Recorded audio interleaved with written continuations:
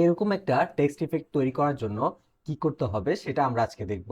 প্রথমে আমাদেরকে একটা টেক্সট লিখে নিতে হবে। তা আমি 100K লিখে নিলাম।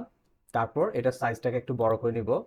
এরপর আপনি মাউসের রাইট বাটনে ক্লিক করে ক্রিয়েট আউটলাইনসে ক্লিক করবেন, অথবা শিফট কন্ট্রোল ও ক্লিক করলে হয়ে যাবে। আমাদের এটা আউটলাইন হয়ে গেছে। তারপর আমি ফ্রি টুলসে ক্লিক করব। ক্লিক করার পর নিচে যে টুলসটা আছে লাস্টে সেই টুলসে ক্লিক করব। এরপর এটাকে আমি একটু বড় করে দিব, নিচ থেকেও একটু বড় করব। আপনি আপনার ডিজাইন অনুযায়ী বড় করে নেবেন। তারপর আমি এটাকে আরেকটা কপি করে নিব। কপি করা অংশ এটাকে আমি হোয়াইট করে দিব।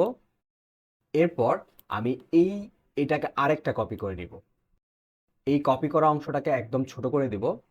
ছোট করে দেওয়ার পর দুইটাকে সিলেক্ট করে অবজেক্ট থেকে ব্লেন্ডে চলে যাব, তারপর মেকে ক্লিক করব। এরপর আমি আবার অবজেক্টে যাব, তারপর ব্লেন্ডে গিয়ে ব্লেন্ড অপশনে ক্লিক করব। এখান থেকে স্মুথ কালার থেকে স্পেসিফাইড স্টেপসে ক্লিক করব।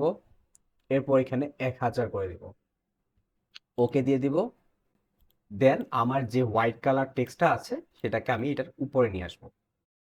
হয়ে গেল আপনার টেক্সট ইফেক্ট। এভাবে আপনি চাইলে আপনার টেক্সট ইফেক্ট তৈরি করতে পারেন। তো আজকের জন্য এই পর্যন্ত। নেক্সট ভিডিওতে আবার দেখা হবে। আমার এরকম ভিডিও দেখতে আমাকে লাইক এবং ফলো করে রাখুন।